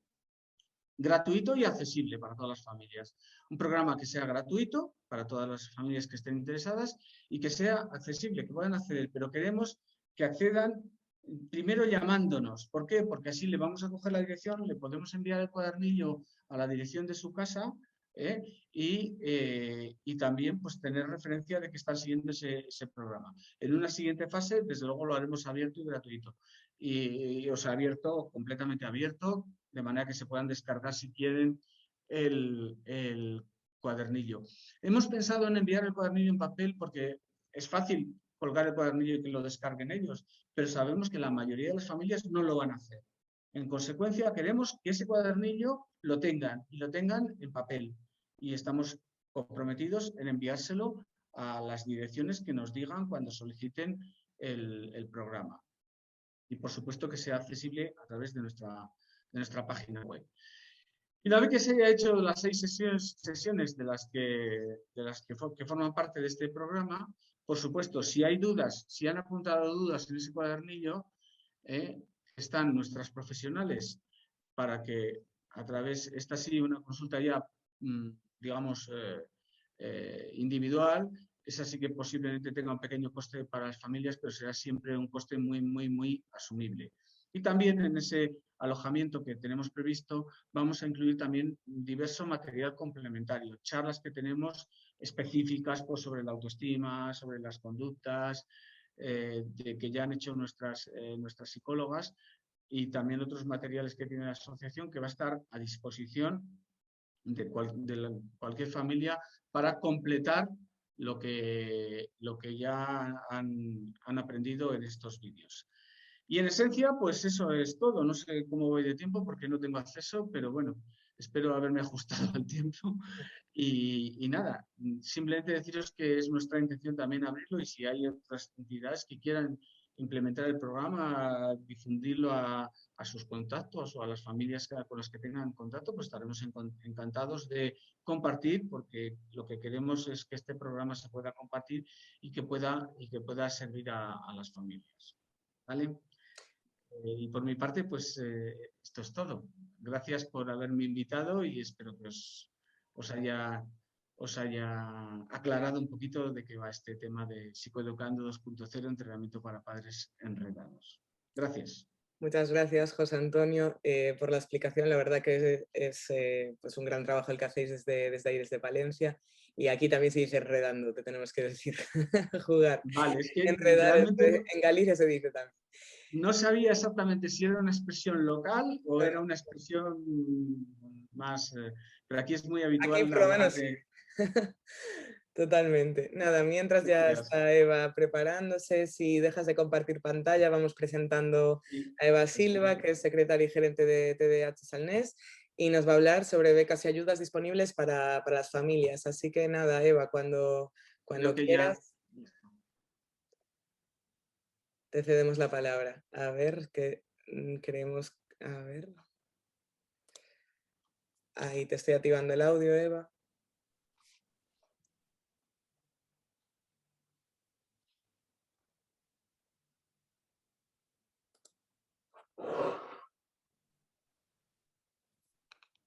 No, no te escuchamos. Tienes que activarlo. Te estoy mandando una invitación. Ahora, ¿me Sí. escucháis ahora? Perfecto. Bueno, buenas noches a Hola, todos.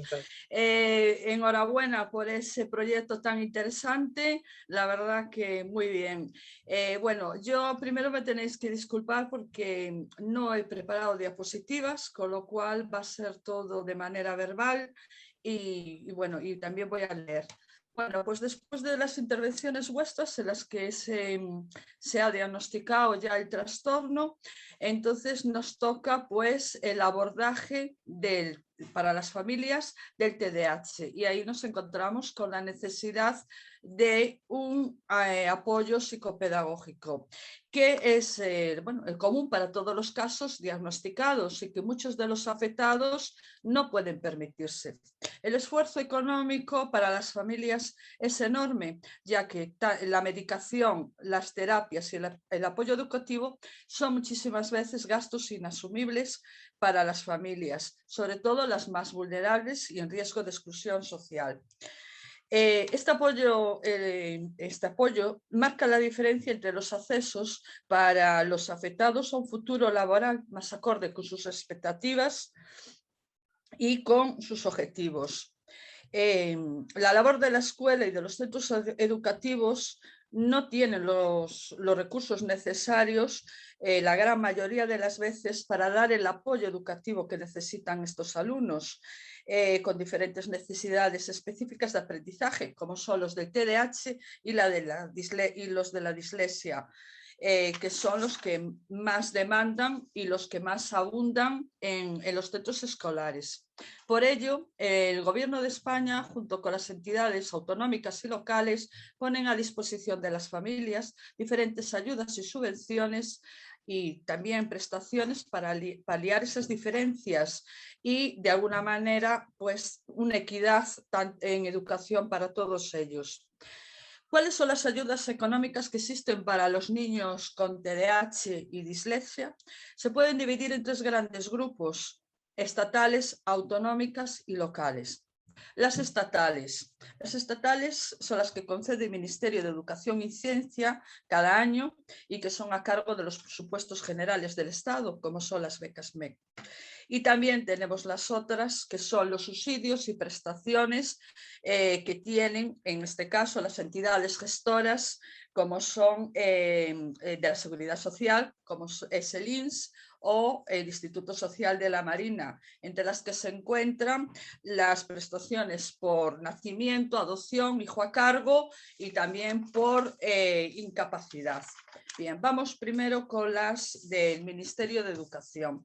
Las del Ministerio de Educación, como decíamos antes, se conceden todos los años con cargo a los presupuestos generales del Estado y van dirigidos a todos los alumnos con necesidades específicas de apoyo educativo, en los cuales hay dos modalidades distintas. Por un lado están las ayudas y subsidios para alumnado con necesidades específicas derivadas de discapacidad o trastorno grave de conducta, y por otro lado los programas complementarios a alumnos con necesidades específicas de apoyo educativo asociado a altas capacidades. Bien, los requisitos para acceder en este caso a los que nos interesa a nosotros, TDAH y dislexia, están marcadas por una importante, en este caso para nosotros es una traba que reivindicamos todos los años, llegadas en estas fechas, que es el del certificado de discapacidad. Es decir, hace años todos los niños con un diagnóstico de TDAH o dislexia podían acceder, siempre y cuando cumplieran los criterios económicos de no superar rentas, a estas becas. De unos años para acá están ligadas a que el niño tenga un certificado de discapacidad igual o superior al 33%. Con lo cual esto lo hace inaccesible para muchas de las familias. Bien, este certificado de discapacidad que concede cada comunidad autónoma, en la cual, bueno, pues que está, bueno, pues según los criterios de diferentes profesionales, es el que nos va a dar lugar a que estos niños pues, puedan optar a estas becas. Bien, entre estas ayudas tenemos las de enseñanza, que este año pues, corresponden una cantidad de 862 euros, las de transporte interurbano con 617 euros, comedor escolar 574 euros, por residencia escolar 1.795 euros y por transporte y traslado de fin de semana en el caso de los alumnos que estén internos en centros de educación especial. Y que son 380 euros por transporte urbano. Y también libros y materiales didácticos que se pueden recibir hasta 105 euros en el caso de la educación primaria, eso, formación profesional básica y formación para la transición a la vida adulta. Y luego 204 euros en los demás niveles de enseñanza posobligatoria.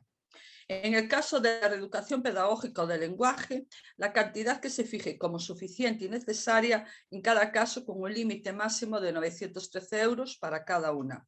Si se solicita una ayuda para la reeducación pedagógica, hay que destinar esta cuantía a la financiación real de una intervención psicoeducativa profesional y específica.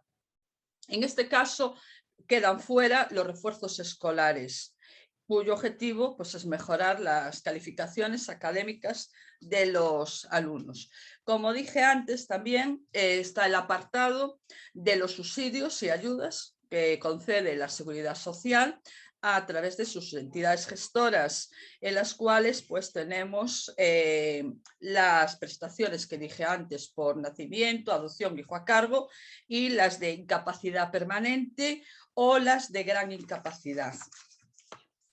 Luego después terminamos con las estatales, puede ser que quede alguna por ahí, pero bueno, yo dije las principales. Tenemos las ayudas autonómicas que van a cargo de las deducciones por el IRPF por cada comunidad autónoma.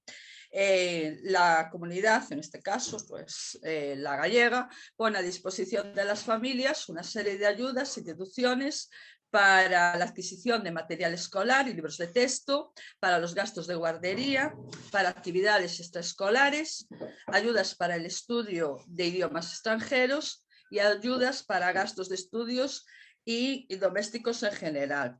Bien, aquí hay que decir que estas ayudas son generalizadas para todos, pero que nuestro colectivo también entra en ellas, teniendo en cuenta que una vez que el niño tiene un certificado de discapacidad, este niño está considerado, imaginando que hay un hermano, este niño ya entraría a tener un certificado de discapacidad, ya serían familia numerosa. Esto es un apunte importante también a la hora pues, de conseguir pues, este tipo de ayudas y subvenciones. Aparte de eso, también tenemos pues, por cuidado de hijos menores, que teniendo en cuenta la discapacidad de ese hijo, pues tiene mayor acceso, y también la de becas y ayudas al estudio de carácter especial, pues dirigidas a estudiantes universitarios. Tenemos que contar con que, gracias a Dios, hoy muchos de los diagnosticados con TDAH y dislexia pues acceden a la universidad, cursan estudios superiores, y entonces ellos también pues hay que contar estas ayudas para ellos. Entonces estas son unas ayudas que ha concedido la Consellería de Educación de la Xunta de Galicia, en las cuales que debido pues, por una causa devenida de una situación imprevista, como es una enfermedad grave, una gran incapacidad, una víctima de violencia de género, la falta de pensión alimenticia, etcétera, pues la Xunta otorga una cantidad económica a los estudiantes que estén cursando en ese momento cuando surge esta situación y que, por supuesto, cumplan con los requisitos económicos. Bien, va por umbrales de renta. Entonces, hasta 5.000 euros la cantidad asignada son 2.750 euros, de 5.001 a 5.700, 2.250 euros, y de 5.701 a 6.400, 1.750 euros, y de 6.401, pues 1.500 euros. Bien, luego tenemos aquí ya lo que son las que conceden los ayuntamientos a través de los servicios sociales. Bien, los servicios sociales en cada concello tienen una partida también a cargo de los presupuestos de ese concello, en las que se encuentran pues, las ayudas para el estudio, para adquisición de libros y material escolar, para gastos farmacológicos y terapias, tanto de los niños como de los adultos, que para ello pues, requieren el no superar rentas. Hay que dedicarle una mención especial a estas ayudas, las que prestan las entidades sin ánimo de lucro, y ONGs, como puede ser Cáritas y Cruz Roja, para aquellas familias que están en riesgo de exclusión social y casos económicos, pues entre ellas para hacer frente a la medicación, a las terapias y apoyos educativos. Y también aquí yo quiero hacer una mención especial a la labor que desempeñan las asociaciones de afectados por TDAH, porque intentan, mediante unos servicios, como hablaba aquí el compañero de TDAH Palencia, pues con esos recursos llegar. Siempre sabemos que vivir en una ciudad como puede ser Pontevedra, Santiago, Coruña, tiene todos los servicios a su alcance, pero el problema está en esas zonas, como nosotros aquí, que son ámbito comarcal, pues por deciros una, pues Cabeza de Boi, que no sé si la conoceréis, pues que tiene pues unas personas, nosotros en este caso tenemos socios a los que es difícil por diferentes circunstancias pues acceder a las terapias o a los apoyos educativos, o en una aldea de Lugo o en una aldea de Orense. Entonces nosotros, al igual que otras asociaciones, lo que intentamos es acercar pues la intervención psicopedagógica, el apoyo educativo, los talleres educativos en los que se trabajan diferentes aspectos con los niños, sobre todo las habilidades sociales, el tema de la conciliación familiar, sobre todo en la etapa de verano, después también la formación, la intervención, la ayuda a las familias, el puente de enlace entre las familias y el profesorado, y sobre todo, el más importante, facilitar el apoyo emocional y el acompañamiento que muchas familias necesitan, porque siempre de un padre, de una madre, siempre es más fácil llegar y empatizar con ese padre o esa madre que están sufriendo, que no entienden y desconocen. Y sobre todo, el más importante de todos, y con esto ya termino, sensibilizar a la sociedad sobre las necesidades y derechos de este colectivo, tanto a nivel infanto-juvenil como a nivel adulto. Y creo que nada más, no sé si me quedó alguna por ahí, pero bueno, esto sería un resumen de las ayudas más importantes con las que contamos pues, en España y en nuestras comunidades autónomas. Perfecto, muchísimas gracias Eva por explicárnoslo también y por, bueno, seguro que hay mucha gente que desconocía estas ayudas y le puede venir muy bien. Abrimos entonces ronda de preguntas, con todo el equipo se ha incorporado también Leticia, que es nuestra psiquiatra, que muchos no la conocéis, y nada, vamos a, bueno, si tenéis alguna pregunta podéis intervenir tanto desmuteando el audio y poniendo la cámara si queréis, o en el chat, y si pues no hay preguntas también deciros que dejamos un cajoncito de preguntas en stories de de Instagram por si después de estas intervenciones o si no habéis asistido o conocéis a alguien o reflexionando queréis preguntar algo más, pues le podéis hacerlo a través de ahí. Mañana el equipo de Neuros os contestará. Yo solo quería aprovechar, uno, para agradecer sobre todo a las asociaciones que hayan sacado tiempo para participar en esta reunión, que al final son parte importantísima de la atención de niños con TDAH, y justo hemos juntado dos asociaciones, ¿no? TDAH Palencia y TDAH Salnés, que la verdad es que han explicado cosas distintas pero muy complementarias. Y yo simplemente quería meter un poco la cuña, hablando de asociaciones, y por ejemplo Ángel, uno de nuestros neuropsicólogos, pues también colabora con una asociación que se llama Pase Niño, que está en la Costa de Mortense. Y bueno, hablando de las asociaciones, quería meter un poco la cuña. TDAH Palencia, pues toda la aplicación que van a desarrollar de TDAH de padres enredados, ¿no? que comentaba José Antonio, fue a través de una beca que se llama Shibuya, ¿no? Como bien explico en la presentación. Son becas que yo creo que son interesantes porque son becas de, bueno, son 10.000 euros la cuantía de la beca, y son precisamente para desarrollar proyectos, principalmente a nivel de asociaciones o proyectos de investigación en el TDAH que sean innovadores. Voy a dejar en el chat las bases un poco de la convocatoria, la página web, por si alguien se anima a participar. Yo tuve la oportunidad de evaluar los trabajos como miembro del jurado el año pasado, y la verdad es que el trabajo de TDAH Palencia nos pareció muy, muy interesante. También se imprimió otro trabajo que fue un poco más técnico de la Universidad de Valencia, también muy interesante, pero bueno, animo a todas las asociaciones que puedan ver este vídeo a participar, y dejo el enlace en el chat para que cualquiera pueda ver las bases y poder participar.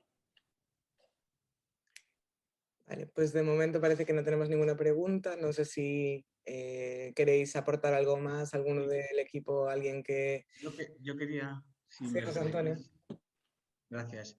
Quería hacer una ampliación a lo que ha dicho mi compañera Eva de todo el tema de las becas, que todo lo que ha dicho evidentemente es así, pero este año lamentablemente hay una particularidad que creo conocerás bien, Eva, imagino, y es que han vinculado las becas estatales a la consideración de tener un 33% de discapacidad como mínimo, a tener un certificado de discapacidad.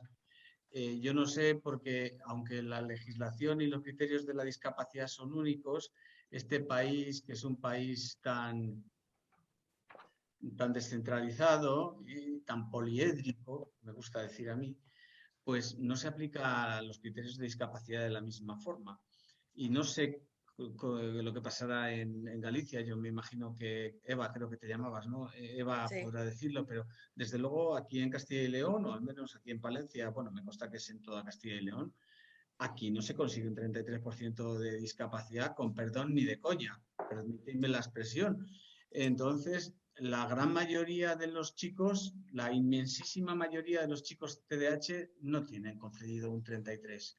Van al centro base, que se llama aquí, les otorgan pues en función de las comorbilidades, incluso el estudio que hacen de su situación social, les conceden un 10, un 15, un 12, un 13, un 14, un 22, pero jamás llegan al 33, salvo que tengan otras comorbilidades de otros temas que son más duros que el TDAH, por ejemplo, el del alcohólico fetal que hablaba la compañera antes, ¿no? Con lo cual, en la práctica, ¿qué significa? Que es que los niños con TDAH este año lo van a tener muy difícil, por no decir casi imposible, el acceso a las becas, y estamos tan cabreados las asociaciones que la Federación Española y 36 asociaciones que hemos ido acompañándola, hemos presentado un recurso, una demanda a la Audiencia Nacional.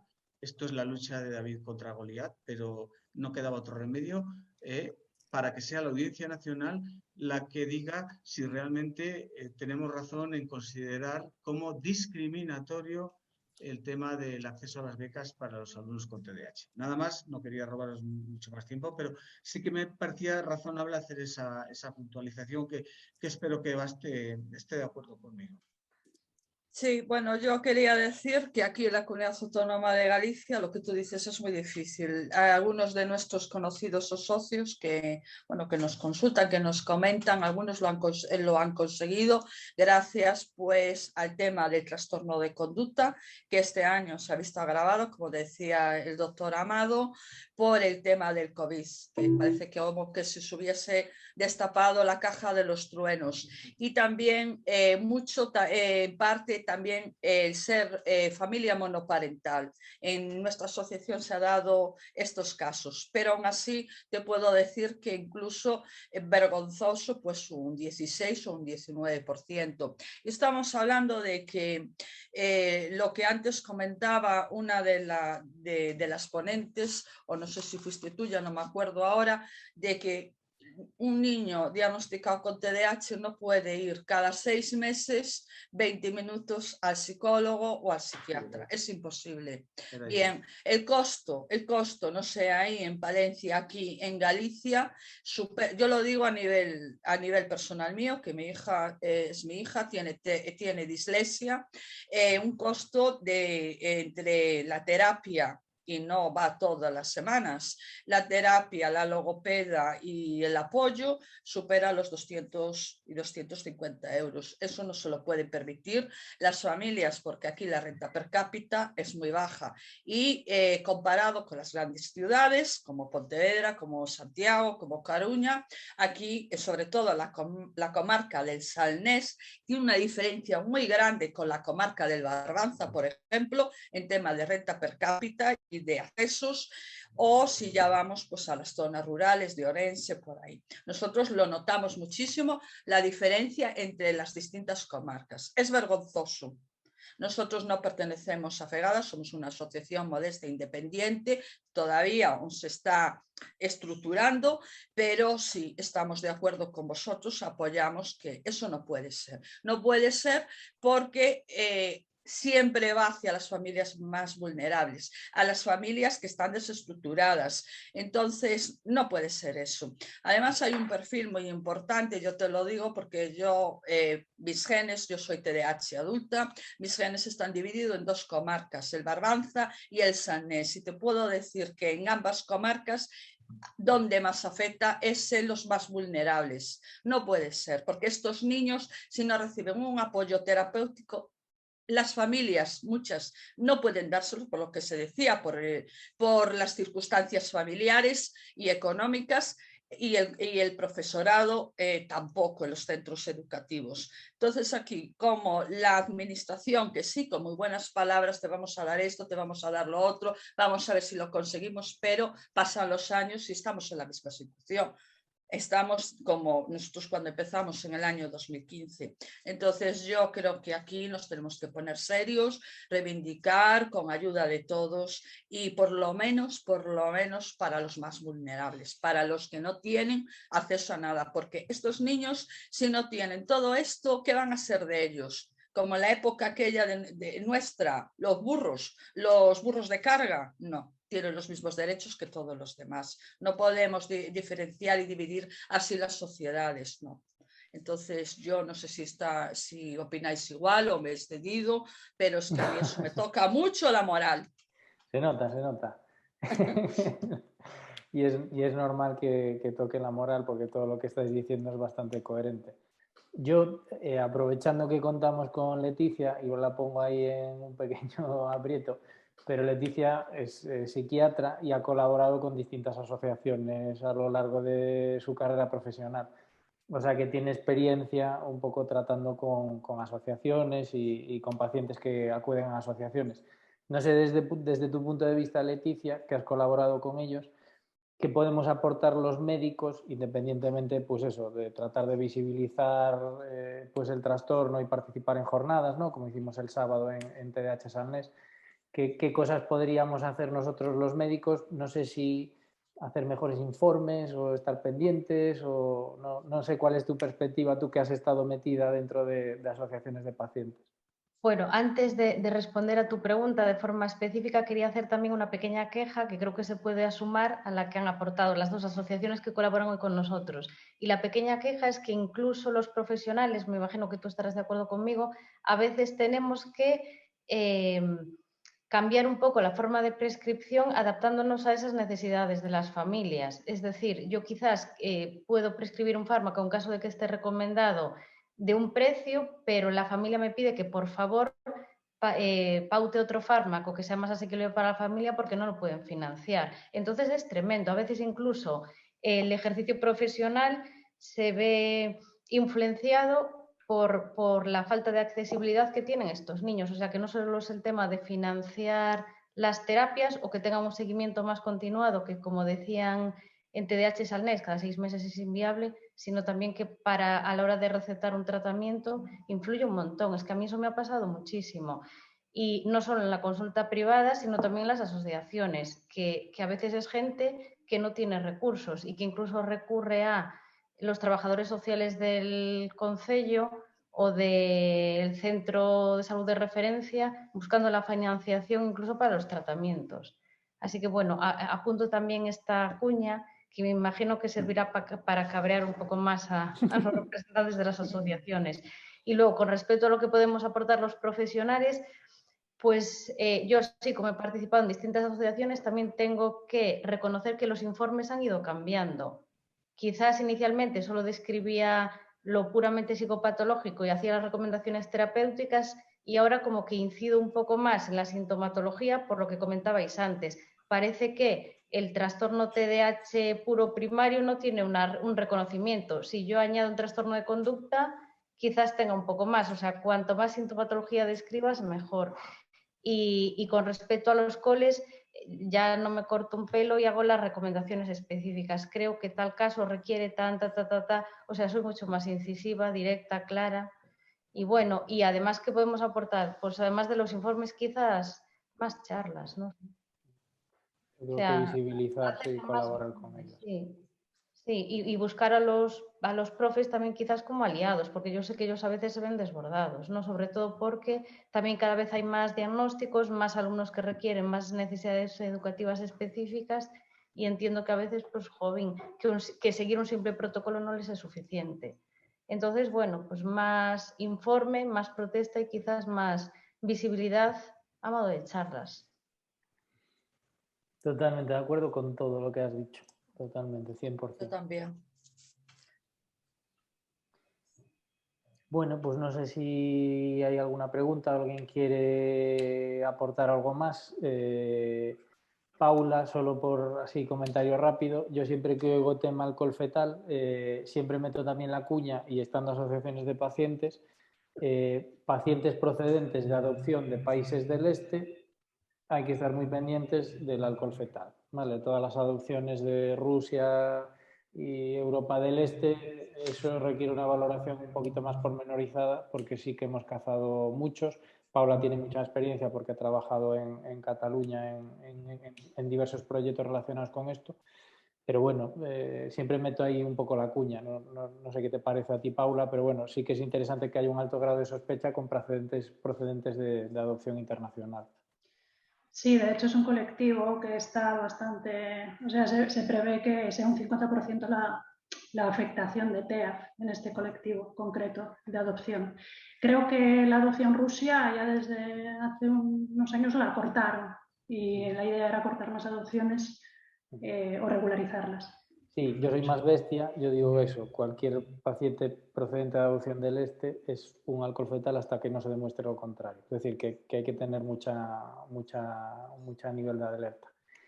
Y luego con Ángel, poner un poco el foco, antes hablábamos un poco pues eso, de discapacidad, de cómo el acceso a las ayudas, hablaba Leticia de cómo hacer los informes, cómo hacer que tengan un poco más de consistencia de ahora que los pacientes accedan a recursos, pues ahí reivindicar un poco la importancia de las valoraciones neuropsicológicas, de las valoraciones psicométricas que vayan bien fundamentadas. Y el tema de funciones ejecutivas, yo creo que es un tema que genera muchísima discapacidad y que se le da a lo mejor una importancia un poco más pequeña. No sé qué opinas tú. Sí, totalmente.